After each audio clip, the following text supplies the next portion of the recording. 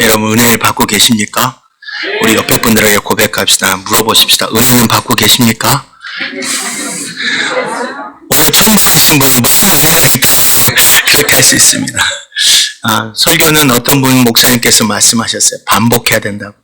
오늘 아침에 여러분에게 함께 나눴던 말씀, 또 우리 아랍어로 얘기했던 거 기억나십니까? 아나바라우. 따라 해볼까요? 아나바라우. 꿀로 하자. 그래 뭐죠? 마바그달. 이게 뭐예요? 나 혼자는 모든 것이 불가능하지만 예수와 함께하면 모든 것이 꿀로 하자. 바그달. 할렐루야. 우리 옆에 분들의 고백합시다. 우리 충청도 말로 그 사람, 저 사람 그런 뭐라고 하죠? 충청도 말로?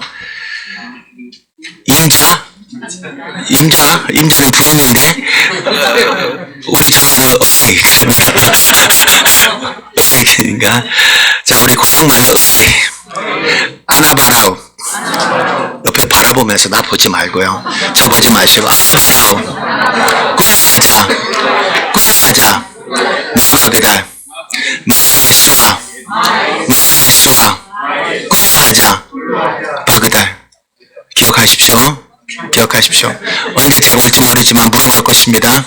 여러분 인생 가운데 여러분의 삶 앞에서 nothing이 되는 그 순간 나는 nothing, 아무것도 없지만 예수와 함께하면 모든 것이 가능하게 될 줄 믿습니다. 계속 얘기합니다. 남수단의 삶에 대해서 얘기하고, 어제도 잠깐 시작할 때 남수단이 어떤 나라냐, 남과 북으로, 우리나라처럼 남과 북으로 갈라진 나라, 수단과 북선을 나라, 거의 40년을 싸웠습니다. 이 나라가 독립하기 위해서. 그래서 2011년에 독립이 됐어요. 독립이 돼서 지난 지 2년 만에 다시 내전이 생겨가지고 지금까지 내전을 겪고 있는 나라입니다. 이 나라가 내전을 겪은 과정 속에서 정치적으로나 경제적으로 정말로 많은 어려움들이 있었어요. 종교적으로는 말할 수 없어요. 이 북스탄의 이 모슬렘, 이 이슬람 이 국가가 이 남수단에 있는 주일날 교회가 모이는 그걸 어찌 않았는지, 헬기, 공격해 무장 해결 아니면 비행기 전투기를 동원해서 주일날 예배하는 곳곳마다 조준 사격을 했어요. 정말로 많은 사람들이 죽었어요. 예배드리다가 죽었어요. 예수 때문에 죽었어요.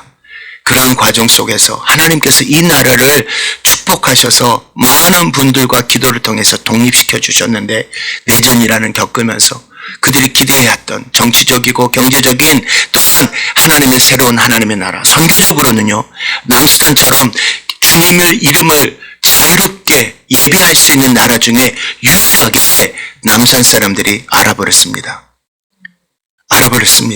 여러분 아시다시피 전 세계 언어 중에 가장 배고 있는 언어가 아랍어입니다. 근데 이들은요, 하나님께서 하나나라로 만들어 놓으셨기 때문에 자연스럽게 문화적인 어떤 환경이나 언어를 공부하지 않아도 이 남산 사람들은 그동안 살아왔던 그들의 삶이 자연스럽게 문화 적응할 수 있는, 언어 적응할 수 있는 선교적으로 아주 최적화된, 모슬렘 사역에 최적화된 사람들입니다. 제가 북수단 땅 남수단에 올 때 그 이유 중에 하나가 뭐였냐면, 제가 추방당할 때 남수단에 오는 비행기를 타면서 함께 기도했어요. 하나님, 어느 날에 someday 저는 이 땅에 돌아올 것입니다. 제가 돌아오지 못할지라도 남수단에 있는 그 사람들을 통해서 이 땅에 주님의 나라를 선포하는 그 날이 오게 될 것입니다. 참 남수단의 삶, 정말로 야곱이 고백한 것처럼 험악한 삶을 살았습니다. 정말로 물도 없고 빗물로 받아먹고, 또 빗물이 안 오는 건기 시간에는 한 15km 떨어진 곳에 저수지가 있어요. 영국 선교사가 영국 시민들 만드는 그 물을 오늘 어떤 식당에서 우리 한 집사님께 말하면, 아프리카 사람들 더러운 물을 먹어하는 모두 은혜가 됩니다. 저는 그렇게 삽니다.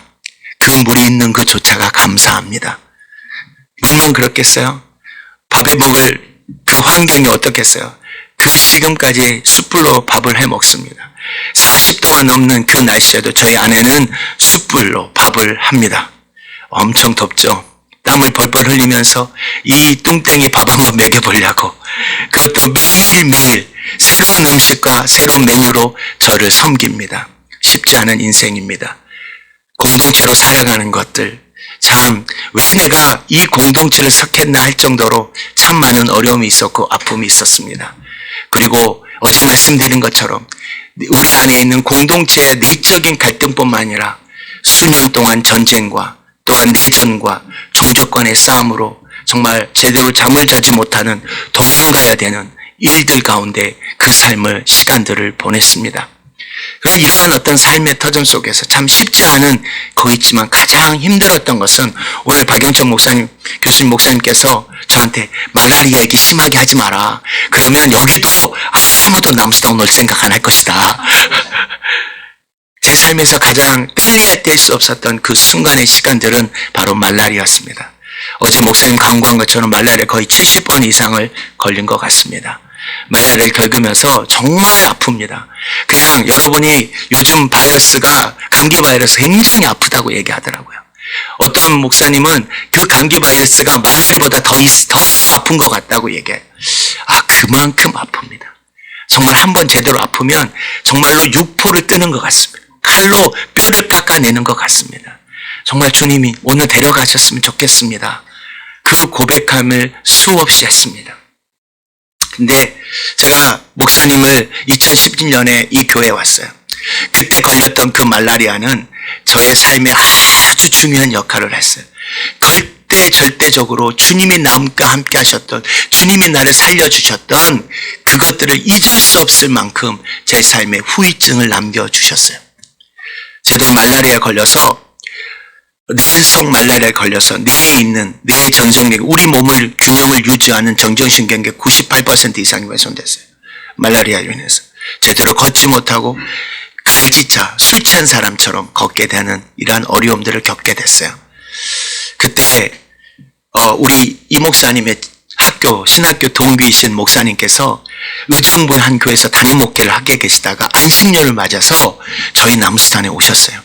남수단인데 그날 제가 남수단에 살면서 6년 동안 처음으로 손님이 오셨어요. 그 손님이 오는 그 아침에 말라리아가 심하게 와서 제대로 사람을 알아볼 수 몰자마자 숨이 꿀까닥 넘어가는 그 순간에 사람이 공항에 도착했는데 누구도 갈 수 없잖아요. 저는 아파서 누워 있었고 3시간 이상을 공항에 혼자 기다렸어요.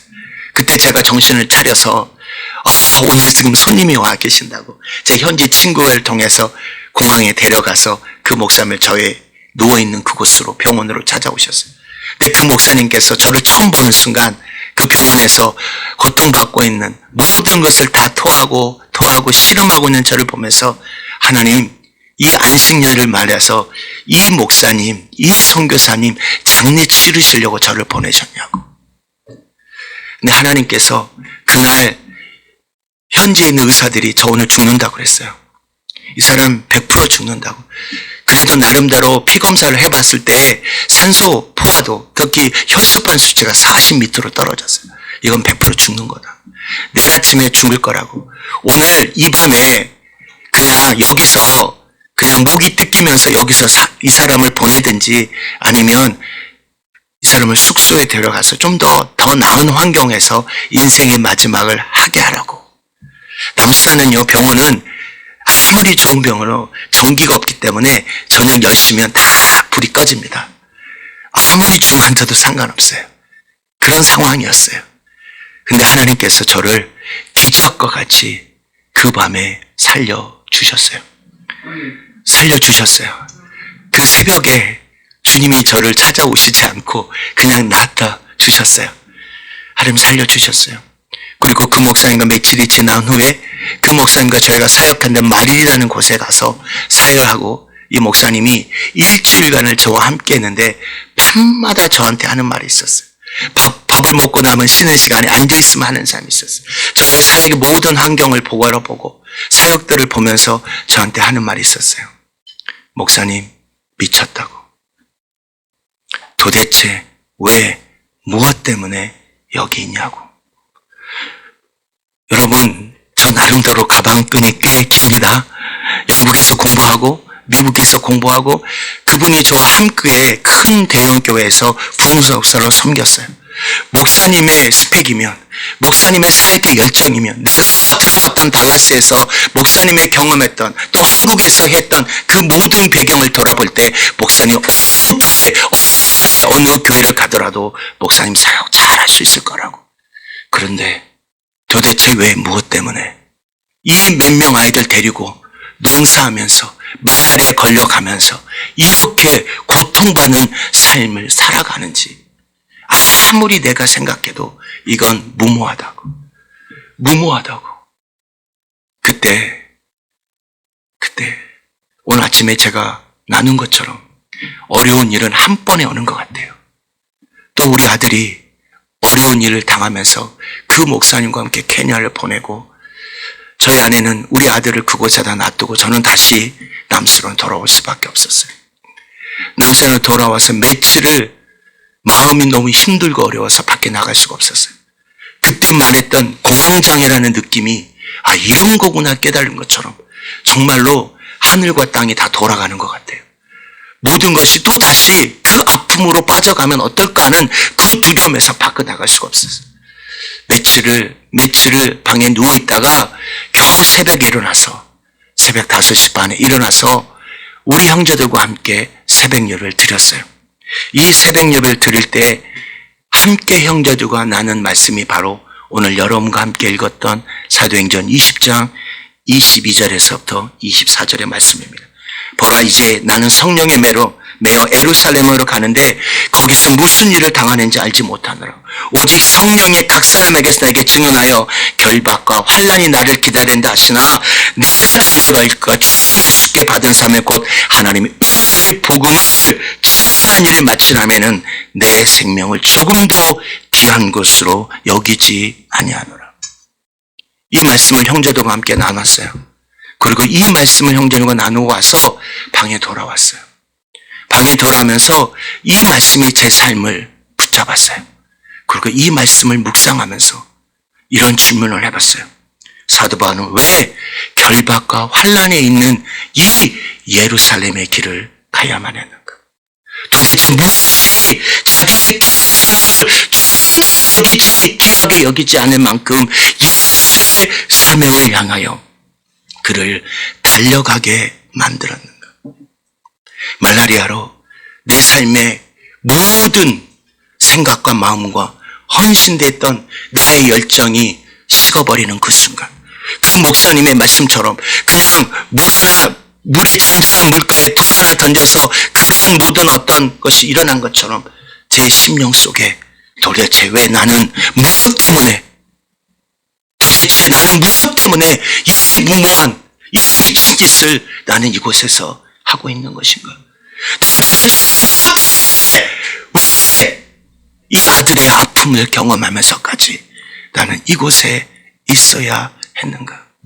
난 그 순간에 이 사도 바울의 삶을 돌아보는 그 순간순간에 말씀을 묵상하는 과정 속에서 왜 내가 무엇 때문에 이곳에 있어야 되는지를 깨닫게 해주시는 은혜를 경험하게 되었습니다. 오늘 여러분과 함께 읽은 이 본문 사도행전 20장의 이 말씀은 사도 바울이 에베소 장로들에게 남기는 그의 마지막 고별 선교 곧 유언의 말씀입니다. 그가요 3차 전도행을 다니면서 성령께서 바울에게 이렇게 말합니다. 바울아 네가 이 전도 여행을 마치고 나면 예루살렘으로 가게 되는데 너의 이 예루살렘 길에는 결박과 환난이 기다리게 된다. 성령께서 바울에게 이렇게 말씀하셨다면 이 말씀의 성폭함으로 바울은 그 예루살렘 길을 포기하고 다른 길을 통해 그렇게 주님의 복음을 증언할 수 있었을 것입니다. 하지만 바울은 이렇게 고백합니다. 나의 달려갈 길과 주 예수께 받은 사명 곧 하나님의 은혜의 복음을 증언한 일을 마치려면 내 생명을 조금도 귀한 것으로 여기지 않겠다. 여러분, 바울은 도대체 왜 무엇 때문에 자기 귀한 생명을 거기서까지 예수의 사명을 마치는 일로 인해 그가 끝까지 결박과 환난을 포기하지 않고 끝까지 가겠다고 선포하는 것일까요? 주님께서 제 마음의 묵상 가운데 깨닫게 해주시는 그 첫 번째는 주님께서 하나님의 복음을 증거하기 위해서 자신을 부르신 이상 어떠한 결박과 환난이 있을지라도 자기의 인생을 책임져 주실 것이라고 하는 확신이 그 삶 속에 있었다는 것이요. 어떤 결박이 있고 환난이 있을지라도 그를 부르신 이상, 예수의 사명 앞에 그를 부르신 이상 그의 인생을 책임져 주실 것이라고 하는 확신이 그 삶 속에 있었다는 거예요.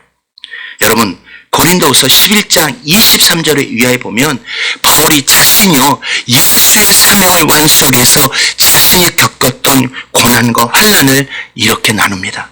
그리는 그리스의 승리와 정신없는 일을 하거니와 정신없는 일, 미친 일을 하거니와 나는 더욱 그리하로다. 내가 수가나 훔치도록 하고 오래 갇히기도 하고 다 하고 매주 맞고 여러 죽을 뻔했고 그리고요 계속 유대인에게 40대 감금을 계속했으며 3번 태창에 맞고 1번 돌에 맞고 3번 파산하고 일주일 핑퐁 가사 가운데 지냈으며 여러분 여기 나서 감독역과 동기역과 역과 시역과 광역과 바다역과 거짓말에 열일하고 또 수고하고 일하고 자숙하고 줄이고 목마르고 여러 번 헐벗었다라고 해요. 왜요? 예수 때문에. 이런 유업, 저런 유업, 저런 유업, 수고와 아픔과 배고픔을 겪는 과정 속에서 그가 고린도전서 15장 10절에 이렇게 말합니다. 내가 사도보다 더 수고하였으나 내가 아니요 오직 나와 함께 하시는 하나님의 은혜다라고 얘기해요. 하나님의 은혜다라고 얘기해요. 제가요 도저히 제대로 걸을 수가 없어서 또 우리 아들을 그렇게 놔둘 수가 없어서 오늘 아침에 말씀하신 것처럼 저희 교회에서 저를 불러서 대체 어느 정도까지 이 뇌가 문제가 생겼는지를 한번 보자고 저를 불렀어요. 그리고 한국에 와서 검사를 하는데 전전신경계가 98% 이상 훼손됐다는 거예요. 너무 놀랐죠. 너무 놀랐어요. 이런 상황이 되면 이게 회복되는 게 쉽지 않다는 거예요. 며칠을 정말 검사하면서 마음이 너무 어려웠어요. 근데요, 또 하나의 문제가 있었어요. 저희 어머니였어요. 아들이 왔다는데 며칠 동안 안 나오는 거예요. 계속했는데 계속 전화 온 거예요. 안 되겠다. 내려가야 되겠다. 자, 내려가는데 제대로 걷지 못하는 어머니가 보면 안 되잖아요. 그래서 어머니한테 그랬어요. 역전에 나오지 마시라고. 역전에 나오지 마라. 그래도 우리 할머니들은 또 고집이 보통이 아니에요. 나오지 말라는데 또 나오는 거야. 근데 역전에 나오는데요. 제가 제대로 걸어야 될 이 아들이 제대로 걷지 못하고 제 아내의 부축에 의해서 걸어가는 모습을 보는 순간 어머니가 어떻겠어요? 제 앞에서는 우리 아들 아니냐고 하시지만 그날 밤에 교회 가서 그 기도하는 밤새 철하는 우리 권사님 앞에서 난리가 났어요. 그리고 그 다음날 주일이 돼서 우연히 우리 친구 어머니, 우리 엄마의 친구 권사님들 만나면서 우리 권사님이 그러는 거예요. 우리 고향 정말 오리지널 버전으로 워담세 이게 무엇이라고 어떻게 이런 일이 벌어졌냐고 엄마 우는 거 안 보이냐고 엄마 질질 짜고 다니는 거 안 보이냐고 이제 목사님 내가 생각 같은데 이제 그만해도 된단께라 그냥 목회하시라고 한국 기도 미국 기도 어느 곳에서 주님이 영광을 받으실 거며 주님이 그 여러분들 굳이 그거 안 가도 된다고 그게 안다고 우리 아들은요 이번에 9월에 가서 우리 아들을 만났어요. 우리 큰아들 만나면서 우리 아들 가니까 정말로 우리 아들 시크하거든요. 언제까지 거기 있을 건데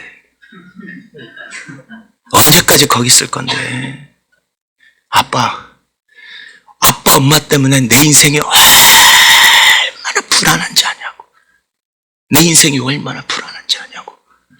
여러분 우리 아들하고요. 고등학교, 중학교 다닐 때요.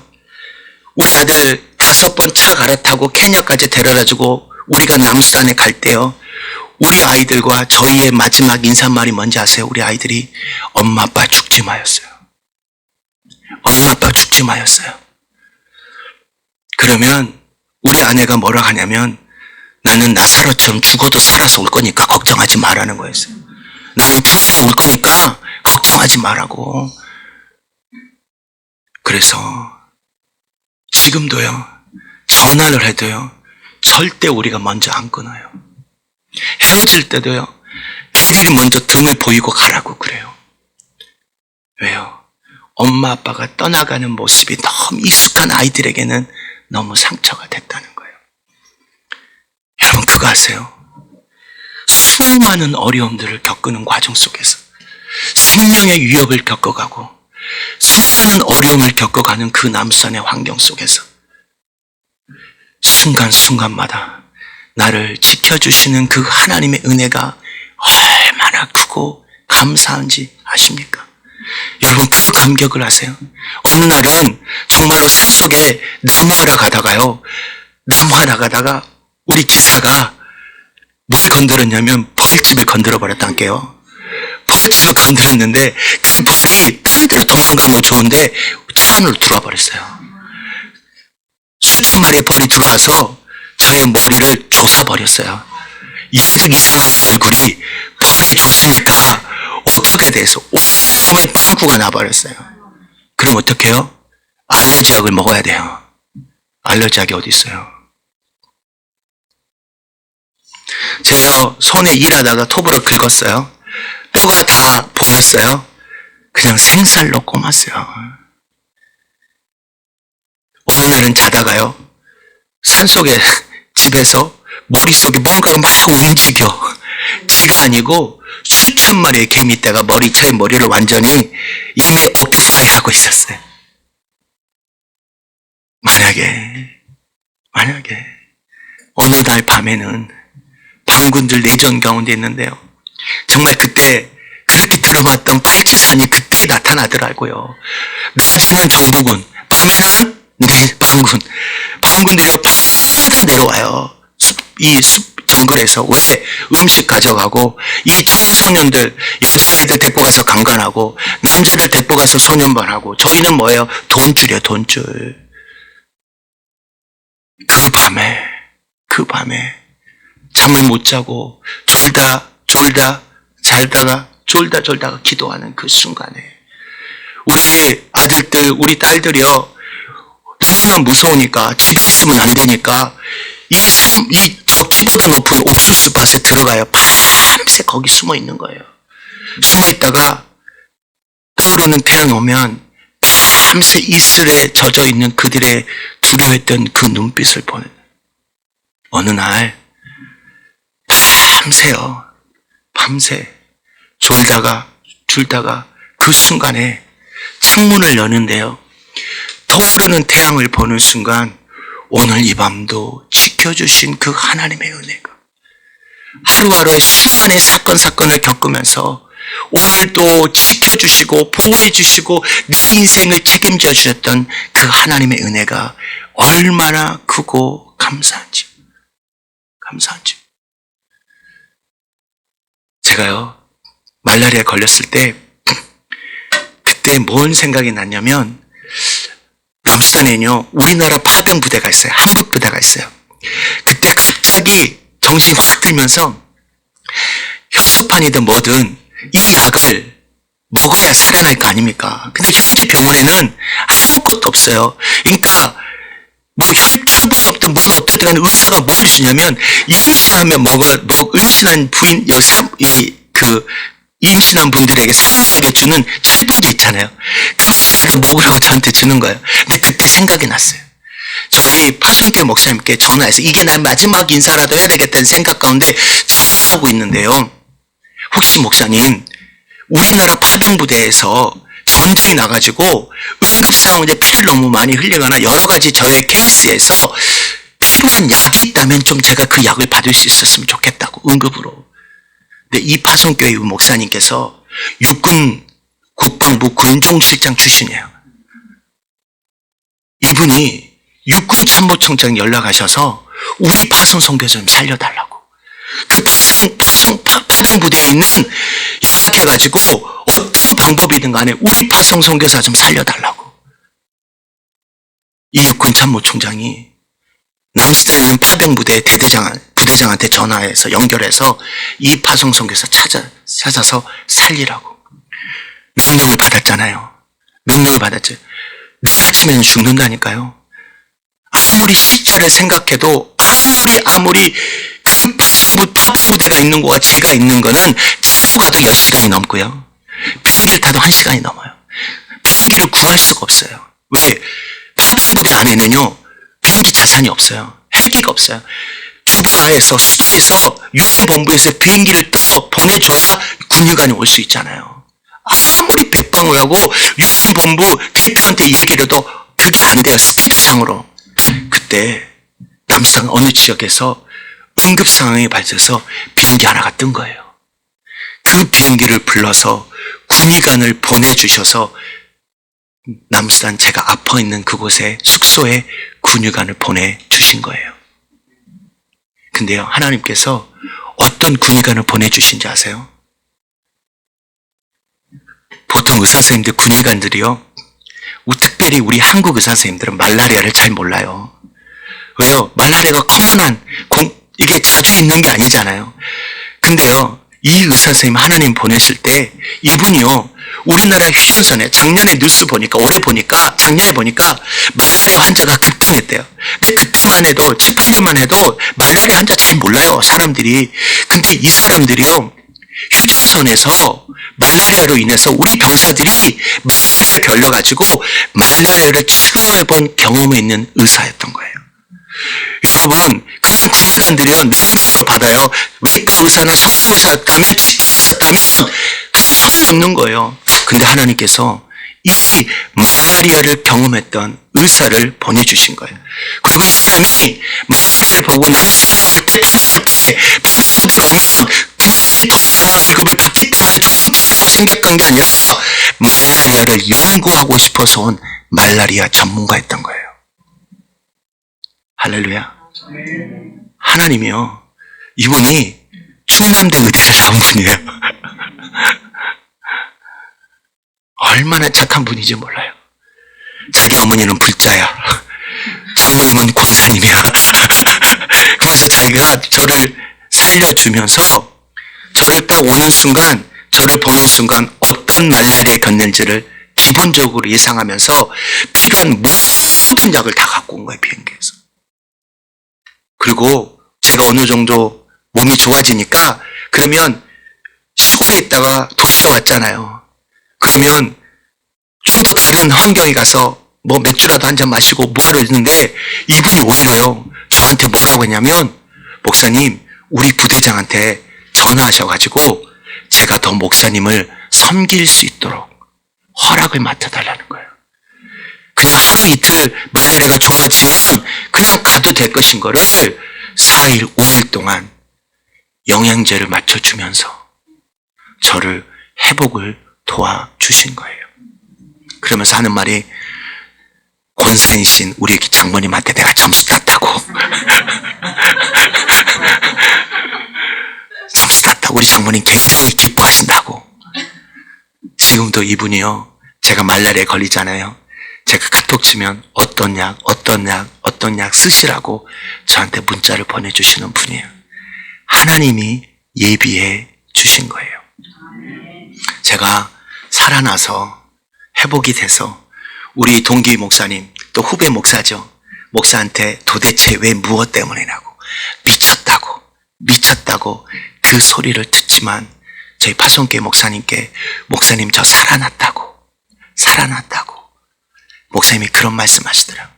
파송교사 할 일이 많아. 주님의 나라를 위하여 저의 생명을 살려주셨다 믿습니다. 저의 인생을 책임져 주셨다 믿습니다. 믿음의 선한 싸움을 싸우고 계시는 우리 하늘나라의 보석 같은 보배로운 성도 여러분, 우리의 삶에 있어서 믿음의 선한 싸움 가운데 두려워하지 마십시다. 놀라지 마십시다. 우리가 믿음의 선한 싸움 가운데 승리하게 될 것입니다. 제가 오늘 아침에 말했잖아요. 뭐라고 말했어요? 문제보다 크신 하나님. 우리가 겪고 있는 문제보다 그 크신 하나님이 하나님께서 그냥 벌어지는 일이 없이 그 모든 일에 하나님께서 선행을 행하실 것이라고. 그 주님을 믿음으로 고백하는 자마다 여러분, 주님이 여러분의 인생을 책임져 주실 것입니다. 두려워하지 마십시오. 주님이 여러분과 함께 하셔서 여러분의 인생을 책임져 주실 것입니다.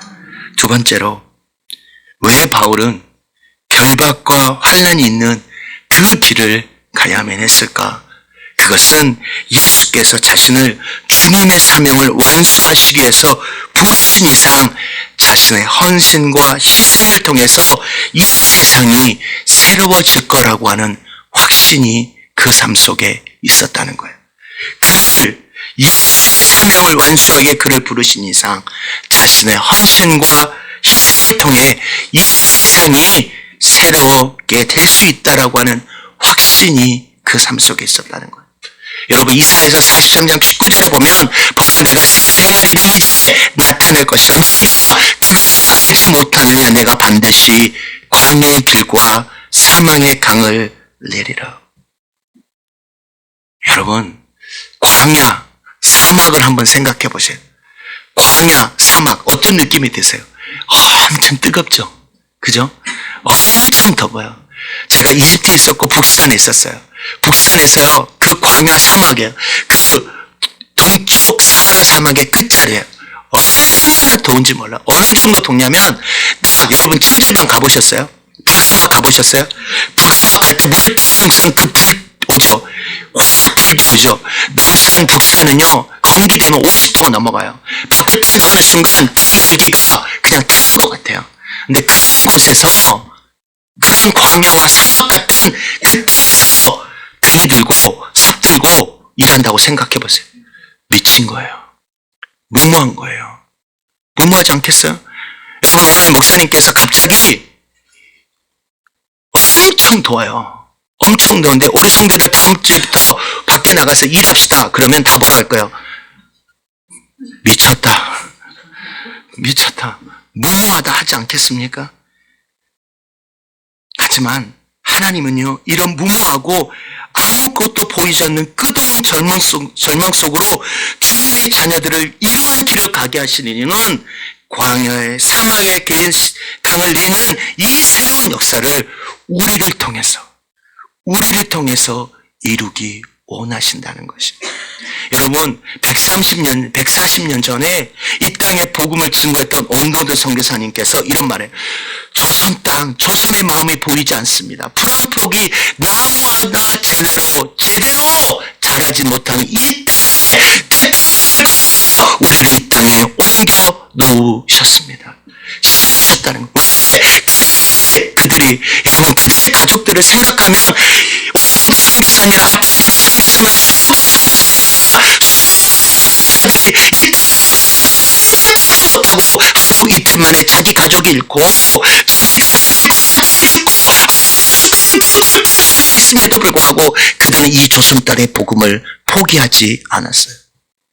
여러분, 그들도 가족이 있었을 것이요. 그들의 가족들도 그들을 무시하고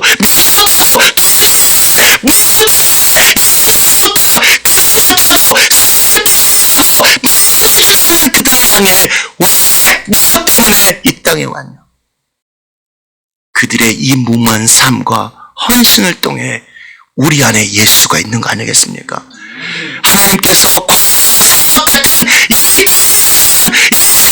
사명을 그들 통해 하듯이 우리를 통하여 이 무모한 삶을 통하여 우리의 희생과 헌신을 통하여 남아 있는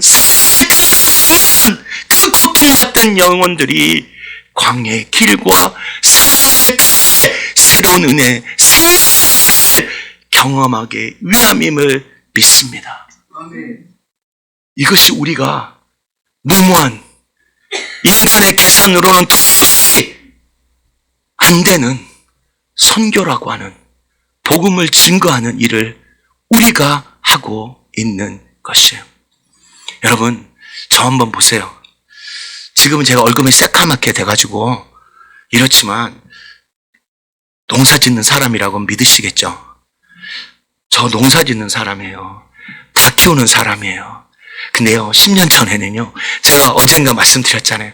저 한 번도 남산 가기 전까지 호미를 잡아본 적이 없단게요. 개미를 잡아본 적이 없고요. 무 하나를 심어본 적이 없는 사람이에요. 양계는 어떻겠어요? 양계 한 번도 해본 적이 없어요. 닭장을 가본 적이 없어요. 계란만 사 먹었지. 근데 남산의 환경과 상황을 보니까요, 복음뿐만 아니라 너무 가난하고 너무 소망 없는 이 절망의 그늘 안에 그들을 살리고 싶은 마음이 생긴 거예요. 그들을 변화시키고 싶은 마음이 있어요. 그 변화가 단지 복음뿐만 아니라 그들의 삶의 영역 안에서도 변화시킨, 그게 뭐냐면 농업이었어요. 그게 뭐냐면 양계였어요. 근데 문제는 제가 한 번도 그것을 경험해 본 적이 없다는 거예요. 여러분, 케냐나 우간다 같으면 다 가난한 나라 같죠. 보면. 근데요, 남산 사람들이요, 우간다를 생각하면 우리 어렸을 때 일본을 생각해요. 케냐 같으면 미국 같다고 생각해요. 근데 이것들은, 이 나라는 거의 수년 동안, 수십 년 동안 전쟁과 내전이 없었어요. 그리고 수많은 선교사들의 노력과 기도와 헌신을 통해서 수많은 일들과 수많은 사역들이 그곳에서 일어나고 있어요. 남수단은요, 40년 동안 전쟁했다니까요. 아무것도 없어요. 아무것도 없어요. 근데 아무것도 없던 이 나라에 누구의 문자도 모르고, 영어의 문자도 모르고, 공동체, 형제들 같이 모아서, 우리 아이들, 저희가 처음 사역할 때는요, 지금은 고등학교 졸업한 애들이지만, 다 초등학교 태. 초등학교도 제대로 다니지 못한 애들이 대부분이었어요. 영어도 제대로 하지 못하고 글도 제대로 들어보는 아이들이 글을 모르는 아이들이었어요. 돈 벌려고 온 거예요. 외국인 나고 일하면 좀 더 나을 거라고 생각하고 온 거예요. 근데 이 아이들과 함께 새벽 예배부터 5시 반 새벽 예배부터 같이 일하고 같이 기도하고 같이 자고 같이 성경해서 그리고 마지막 저녁에는 성경 읽고 기도하는 이 시간들을 계속 해나갔어요. 어떻게 했어요? 실패했어요. 제가 농사를 할 때 제가 어제 그 사진 보시면 너무 아름다운 농장이잖아요. 다 경지정리되고 50m, 100m, 50m, 100m 이거 땅을 다 나눠서 12개의 땅이에요. 그 전에는 완전히 풀숲이었어요. 완전히 정글이었어요. 불을 지르고 그것을 해서 자 어느 정도 땅을 읽었어요. 문제는 뭐예요? 제가 농사 못 짓는다고 했잖아요. 옥수수를 몇 센치 간격으로 심으는지를 몰라서 어떻게 했어요? 그 비싼 국제전화 해가지고 목사님, 제가 아는 목사님께 옥수수 몇 센치 간격으로 심어요? 물어봤던 사람이에요. 얼마나 무모해요. 얼마나 무모해요. 양계장이요? 그래 나서 정말로 몇 번의 실패를 겪으면서 소득을 읽었어요. 그 소득을 읽고 나서 이제 양계장을 짓기 시작했어요. 여기처럼 뭐 제사소가 있는 것도 아니고 그냥 산속에 들어가서 이만한 나무씨를 다 기계가 아니라 도끼로 다 패가지고 껍질 다 벗겨가지고 그것도 비리 때문에 안 되니까 뷰에다가 뷰 발라가면서 6개월 바르고 또 바르고 또 바르며 그러면서 이제 양계장을 짓는데 문제는 제가 집을 져본 적이 없다는 거예요. 이 양계장의 구조를 제대로 이해하지 못하고 우리 아이들도 이해하지 계속 그림에 그렸다가 땅에다 놔뒀다가 그러면서 결국 주님의 은혜로 양계장을 지었어요. 남산 최초의 양계장이에요. 남산 최초의 양을 지었어요. 그래서 뿅아리를 우간다에서 데려왔어요. 500마리 데려왔어요. 할렐루야. 데려와서 잘 됐을까요? 잘 됐으면 말 안 하죠. 우리 형제들이요, 너무 은혜가 좋은 애들이에요. 머리가 너무 좋은 애들이에요. 너무 피곤했던 것 같아. 어떻게 했어요? 뿅아리들이요, 보통 30도 이상, 40도 가까운 온도가 유지돼야 돼요. 그래서 뿅아리를 키울 때는 대부분 전기 담화를 통해서 온도를 유지시켜요. 근데 남수당 우리 동네에 전기가 어디 있어요? 머리를 돌렸어요. 어떻게 하면 이 아이들이 새벽에 굉장히 또 날씨가 일교가 심하기 때문에 뿅아리들이 모이다가 결국은 압사돼 죽어요. 그러니까 어떻게 해요? 숯불이 생각이 나는 거예요. 숯불을 여러 군데 놔뒀어요. 그리고 숯불에 어느 정도 이 온도가 올라가면 병아리 그대로 잘 또 돌아다니더라고요. 근데 문제는 우리 형제들이 깨를 썼어. 너무 피곤했잖아요. 그러면 애들이 시간에 한 번씩 그 숯불 온도를 유지하기 위해서 숯을 올려야 되는데 피곤하니까 어때? 숯을 왕창 얹어놓은 거예요. 어떻게 했어? 우리 병아리들이 연기에 질식해서 죽었어요. 500마리 갖고 와서 350마리 죽었어요. 150마리 남았어요. 6개월 동안 먹이면서 거의 한 70마리 죽고 80마리 남았어요. 6개월이 됐어요. 계란이 나와야 되잖아. 계란이. 여러분, 사료 어떻게 만들었겠어요? 전기도 없고 머신도 없는데 절구로 찍어서 옥수수를 절구로 찍어서 사료를 만들어서 먹였어요. 미친 거죠. 미친 거죠. 그래도 어떤 간에 6개월이 지났어요. 계란이 나와야 되는데 안 나오는 거라.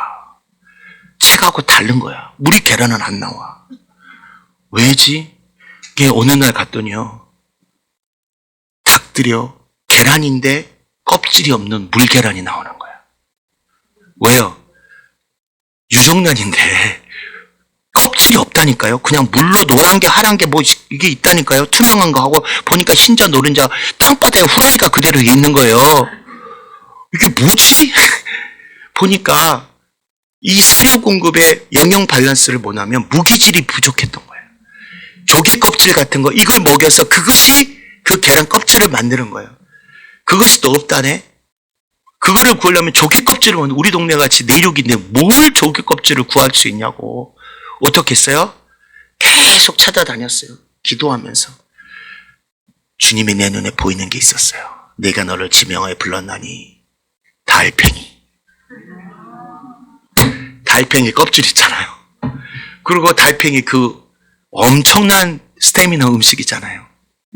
달팽이를 구해서 껍질을 빼고 껍질을 조사서 사료에 섞이고 그 달팽이를 삶아서 국물과 함께 먹이기 시작했어요.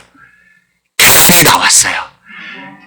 제대로 된 계란이 나와서 우리가 계란 나오는 날 주님께 은혜와 감사를 드리며 그걸 어떻게 했겠어요? 다 먹었어요. 먹을 것도 없고 고기도 없는데 너무 감사했어요. 한 며칠을 거의 계란만 한 20개씩 먹은 것 같아요. 그렇게 때 시작했던 양계예요. 수십 번 실패했어요. 우리 형제들과 날마다 싸웠어요. 우리 형제들 공동체 있는 아이들 저 속이고 도둑질하고 거짓말하고 정말로 내가 전한 복음은 뭐냐고. 정말로 기겨진 복음 제가 목사님 책 거의 5번 이상을 읽었던 거예요. 그리고 매번 그 10년에 1년에 한 번씩 우리가 20일 작전기도 하거든요. 그 세미나 때 아침에 21일 동안 일 안 해요. 21일 동안 아침에 사경회를 해요. 말씀을 전해요. 복음을 전해요. 매번 그 복음의 말씀이 목사님의 설교에 그 책에 됐어요.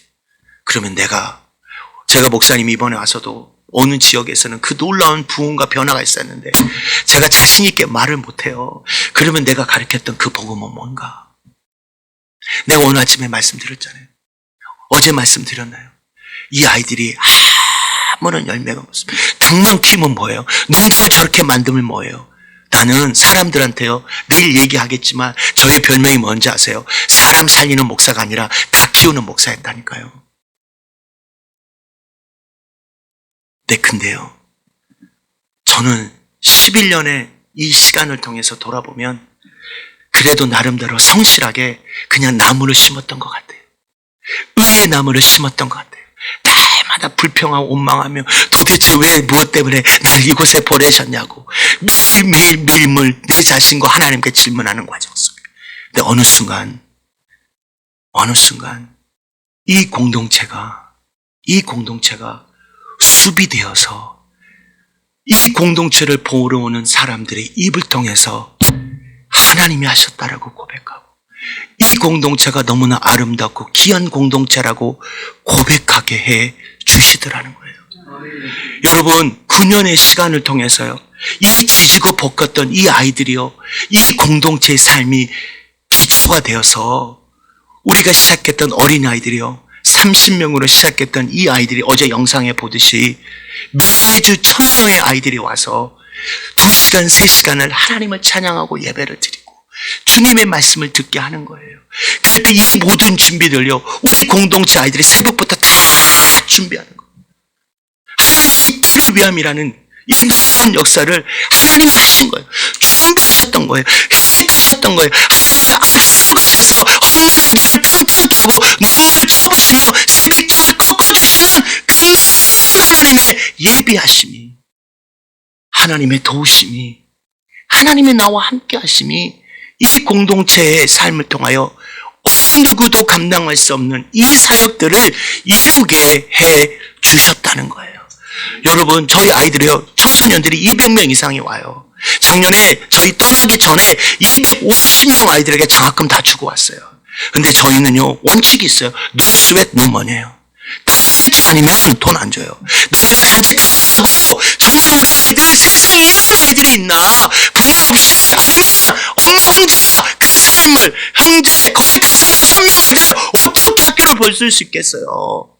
이 아이들이 와서요, 학비가 필요해서 왔잖아요. 날마다 학교에서 쫓겨나는 이 아이들이 왔을 때 이 아이들 통해서 우리 1000명의 아이들이에요. 그 아이들, 그 청소년들이 교사로 섬겨요. 교사에 와가지고 3시에 와서 출석직 다 해요. 떠나기 전에 5시에 출석직 다 해요. 왜? 중간에 도망간 놈들 때문에.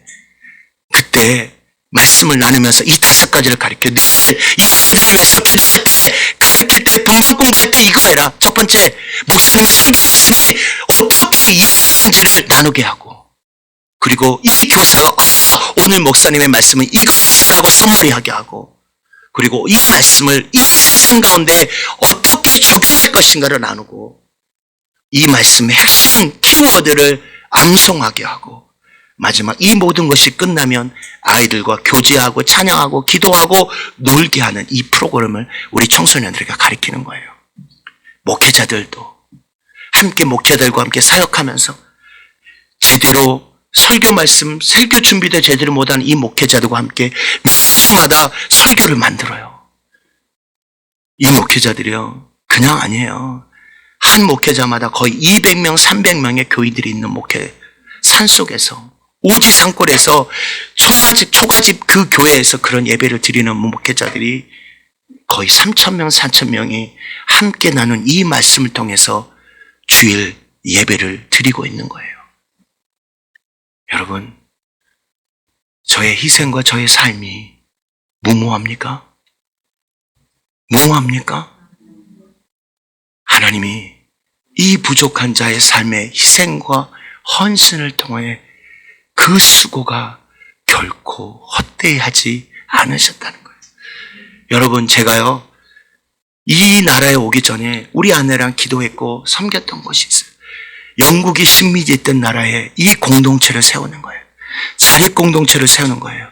여러분, 우리가요, 이 양계장에서 판매한 이 계란을 통해 저희 떠나올 때 85명의 이 공동체 우리 아들들 월급 다 페이하고요, 운영비 페이하고요, 저금하기 시작했어요. 이 놀라운 은혜뿐만 아니라 재작년에는 이집트에 모슬렘에 있다가 기독교로 개종한 이 형제들을 위한 양계 자립 공동체 세웠어요. 우간다에 가서 양계장 세우고요, 말라기에서 양계장 세우고요, 하나님이 저를 통해서 새로운 하나님의 일들을 경험케 해 주셨어요. 살아가는 우리 성도 여러분, 우리가 하나님의 은혜의 복음을 증언하는 일을 완수하기 위해서 묵묵히 고난과 환난의 일을 걸어가시는 우리 성도 여러분, 어떨 때는 사람들한테 조롱당해요. 비웃음을 당해요. 왜 그러야 되냐고. 왜 그렇게 살아야 되냐고. 여러분의 헌신이 무모하고 아무 쓰잘데기 없다라고 평가받을 수 있어요. 하지만 여러분, 두고 보십시오. 하나님이 여러분의 수고를 결코 헛되이 하지 않을 것입니다. 여러분의 삶을 통해 수많은 사람들이 생명의 길을 걷고 생명의 강에서 흘러나오는 물을 마시게 될 것입니다. 세 번째로, 바울이 결박과 환난의 길, 주 예수의 사명을 위해 살아갈 그 이유는 결박과 환난에 있을지라도 예수의 사명을 위하여 살아가는 그 삶이 우리가 살아가야 되는 바른 믿음의 삶이기 때문입니다. 우리가 살아가야 되는 결박과 환난이 있을지라도 그 환난 속에서도 예수 위하여 살아가는 그 삶이 우리가 살아가야 되는 믿음의 삶이기 때문입니다. 여러분, 히브리서 기자는요, 믿음은 바라는 게 실상이요 보지 못하는 증거라 하면서 믿음이 무엇이며 믿음의 삶의 기준을 삼았던 믿음의 사람들을 소개합니다. 근데요, 제가 믿음의 삶, 어제도 목사님께서 아브라함과 이삭, 야곱에 대해서 말씀하셨는데 저는요, 딱 제 삶과 동일했던 사람이 한 사람이 있더라고요. 너무 무모해. 이 세상의 기준으로 보면 너무 무모한 사람 한 사람이 있더라고요. 그게 누구냐면 모세예요. 성경에는 모세에 대해서 이 모세의 무모한 삶을 믿음의 삶이라고 얘기하는 거예요. 24절에 11장 24절에 믿음으로 모세는 장성하여 바로 공주의 아들의 칭함을 거절해요. 미친 거 아니에요? 당시 최고의 나라의 왕의 공주의 아들을 거절해요. 그리고 또 뭐냐면 도리어 거절함과 함께 도리어 하나님의 백성과 함께 고난받기를 잠시 제약의 낙을 누리는 것보다 더 좋아해요. 제약의 낙을 누리는 것보다 오히려 고난을 선택해요. 26절에 그리스도에 하여 받은 수모를 애굽의 모든 보화보다 더 큰 재물로 여겼다는 거예요. 왜요? 하늘나라의 상주심을 바라보았다는 거예요. 하늘나라의 상주심 때문에 그가 받을 수 있던 공주의 아들의 칭함, 그 명예를 포기해요. 제약의 낙을, 편안함과 안락함을 포기하고 고난을 선택해요. 수모를, 부끄러움을 감당해요. 그 애굽의 어떤 보물보다도. 왜요? 하늘나라의 상주심을 바라보면서. 근데 여기에 보면요, 정말 무모한 사람이 더 있어요. 아예 모세는이라고 이름도 있죠. 하지만 성경에는요, 그 이름조차 기록하지 않는 수많은 사람들의 믿음의 모습을 이렇게 고백합니다. 36절에 어떤 이는 예수 때문에 조롱과 채찍뿐만 아니라 결박과 옥에 갇히는 시련을 받았으며 돌로 치는 것과 톱으로 터는 것과 시험과 가로질을 당하고 양과 양수의 가죽을 입고 유배하며 궁핍하며 학대를 받았다라고 해요. 왜요? 예수 때문에. 그런데요, 성경은 그들을 이렇게 정의합니다. 38절에 세상이 감당하지 못하는 사람이라고. 세상이 감당하지 못하는 사람. 이것이 바로 이 세상 사람들 향해 우리가 드려야 하는 믿음의 고백입니다. 세상이 감당하지 못하는 사람들. 나는 누구입니까? 나는 이 교회는 무엇하는 교회입니까? 세상이 감당하지 못하는 교회. 세상이 감당하지 못하는 사람들. 이것이 바로 우리가 믿음의 삶을 살아야 되는 이유요, 믿음의 삶 속에 나아가는 우리의 소명인 것입니다. 제가 한국에 와서 치료를 받았어요. 서울에 한 한의원, 아주 유명한 한의원이에요. 너무 사람이 많아서 아침 일찍밖에 갈 수밖에 없는 산을. 근데 저희가 아침에 가기 위해서는 지하철을 타야 돼요. 제 숙소가 서울대 쪽에 있었으니까 그 한의원이 역삼동 쪽에 있었어요. 그 유명하다고 하는 지옥철 2호선을 타야 되는 거예요. 근데 문제는 제가 균형을 잘 못 잡잖아요. 문이 열린 순간 사람들이 나오기 위해서 뭐 하잖아요. 미는 순간 제가 발에 힘이 생겨서 균형을 잡으면 딱 가는데 문제는 균형을 못 잡으니까 밀린 대로 가는 거예요. 밀린 데 가다가 아주 우리 아리따운 한 자매를 쭉 건드렸어. 그러니까 거의 이 자매가 넘어졌어. 그러니까 어떻게 해요? 이게 제가요 미안하다 하면서 고개를 숙이면 더 어지러워지잖아요. 근데 내가 또 목사라고 또 하면 목사가 이런 일들을 한다고 또 난리 날 것 같고, 제가 머리가 아파가지고 머리를 다쳐서 제대로 균형을 못 잡는다고 죄송하다고 출근 시간이니까 사람들이 바빴다든지 제 어떤 사과를 받아주고 다 가더라고요. 다음 기차가 오는 그 순간 사람들이 더 없는 거예요. 밤이 너무 어려운 거예요. 너무 어려운 거예요. 한 발자국도 못 나가겠어요. 돌아보니까 의자가 있더라고요. 의자에 앉았어요. 너무 마음이 힘들고 어려웠어요. 그때 제가 주님을 만나서 주님이 세계 열방을 향한 하나님의 꿈을 저에게 소개하며 저를 부르셨던 그 순간을 생각나게 해주셨어요. 제가요, 대학교를 졸업하고 조교로 학교에서 섬기고 있었어요. 학교 1년의 시간을 조교로 마치고 영국 갈 준비를 했어요. 유학을 하기 위해서. 근데 그때 여름에 한 선교단체 수련회에 가게 됐어요. 수련회에 가서 은혜 완빵 받고 왔어요. 너무 은혜를 받았어요. 여러분, 은혜 받고 그 마지막 날을 조심하셔야 돼요. 그 선교사님들이 꼭 그때 마지막 날 은혜 완빵 받으면 앞이 안 보여요. 분별이 안 돼요. 주를 위해서 사실 분 나오세요. 그럼 다 일어나. 다 일어나. 여러분 그런 고백 해보셨죠? 오늘 부흥의 날 마지막 날이에요. 내 주일 빼고 오늘 조심하세요. 세계 열방을 향하여 하나님의 꿈을 함께 나눌 사람이 있으면 같이 일어나자고, 주님께 헌신하자고 이러는 거예요. 제가 일어났어요? 안 일어났어요? 은혜 완빵 받았다니까요. 안 일어났어요. 안 일어났어요. 옆에 있는 친구들이 막 울면서 일어나더라고요. 와, 저렇게 이쁘장한 애가 주님 앞에 나간다고? 야, 대단하다. 이러고 있었어요. 근데 어느 순간에요, 막 저도 기도했죠. 누가 제 목덜미를 확 끌어올리는 거예요. 근데 그런 느낌이 있는 거예요. 나도 모르게 엘리베이터처럼 딱 공중부양도 아니고 딱 일어나는 거예요. 근데 일어나면서 하늘 문이 열리는 걸 봤어요. 하늘이 열리고요. 주님이 저에게 찾아오셔서 태초부터 계획하신 세계 열방을 구원하고자 하는 아버지의 꿈은 나와 함께 하지 않겠냐고.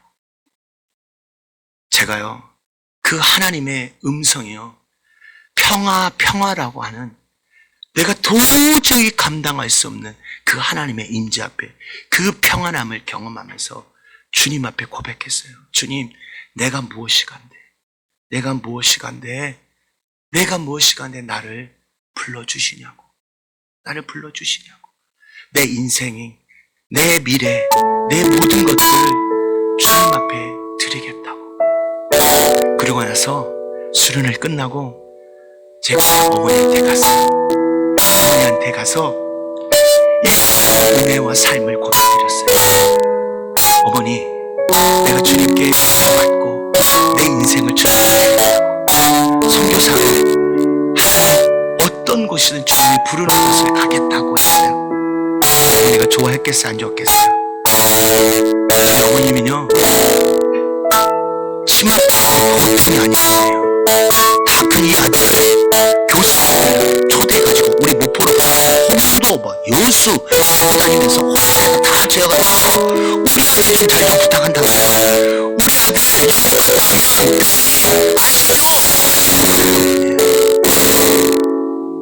얼마나 기대하고 있어요. 학교 마치면 조교 마치면 가볼게요. 영국으로 잘 부탁합니다. 우리 아버지도 한 번 더 하셨어요.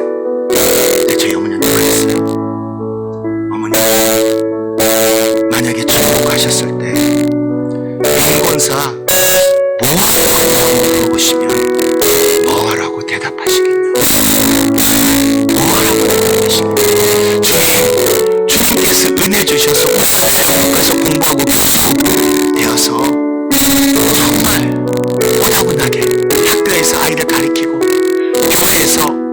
아름답게 섬기면서 평안한 이 모든 복을 허락해 주심에 감사합니다. 그를 위하여 이렇게 고백하시겠냐. 하나님, 이 아들이 이름도 없이 아무도 알아주지 않는 그 땅에서 그 영혼들을 섬기기 위해 내가 평생 기도하며 누리며 살았다라고 고백하시겠냐고. 저희 어머니는 그날 저와 함께 소금의 약속을 하셨어요. 비록 내가 네가 원하는 길을 가지 않는지라도 주님이 원하신 그 길을 위하여 내가 이 어머니가요, 그 기도와 그 약속 때문에 이 아들이 오지산과에서 수많은 일들을 경험하며 말라리아로 사경을 헤맬 때마다 우리 어머니가 식당하셨거든요. 식당하면서요, 하나님 이 아들 살려달라고, 이 아들 살려달라고 3일을 4일을 금식하면서 저와 함께 믿음의 선한 싸움을 싸우고 계십니다. 어느 날 차를 타고 가다가 도시락을 배달하러 갔는데요, 신호등에 멈춰섰어요. 신호를 멈춰서서 그 창문에 보이는 그 구름을 보면서 이렇게 고백하셨다는 거예요. 우리 어머니 친구분들, 구름아 너는 좋겠다. 내가 보고 싶은 우리 아들이 있는 남수단에 가서 우리 아들을 볼 수 있어서 좋겠다. 구름아 너는 좋겠다. 내가 보고 싶은 내 생각했던 우리 손자들 볼 수 있어서 좋겠다. 이런 믿음의 삶의 고백으로 지금까지 그 아침에 어떻게 될지 보셨나봐요. 이 집회의 영상을 보시면서 목사님 은혜 받았습니다. 기도하겠습니다. 우리 어머니 친구분들 고백하는 거, 권사님 해도 속노서 엄마는 하지 마소. 내가 짊어질 내 믿음의 기도의 이 값이 너무 크고 무겁습니다. 내가 이 고백을 생각나게 하고 일어났어요. 한 걸음 이제 병원으로 가는데 제 입에서 한 찬양이 생각나는 거예요. 그게 뭐냐면, 제가 말라리아에 걸려서 하나님 살려주셨죠. 그래서 이제 저의 아내가 있는, 저희 집이 있는 사역지로 비행기를 타고 왔어요. 왔는데 우리 아내가 공항에 나왔잖아요. 남편이 살아왔으니까. 근데 살아왔던 남편이 제대로 걷지 못한 거예요. 누가 부축해주면 제대로 한 발짝도 걷지 못하는 이런 모습이 된 거예요. 저희 아내가 저를 보면서 저를 잡으면서 저를 데리고 방 안으로 데려가서, 여보 누워. 힘들었었지. 남편의 변화된 모습을 보면서 도저히 감당이 안 되겠지만 그래도 여보, 내가 여러분 당신이 사경을 헤맨 그날만에 내가 갈 수도 없어. 비행기가 있어, 차가 있어.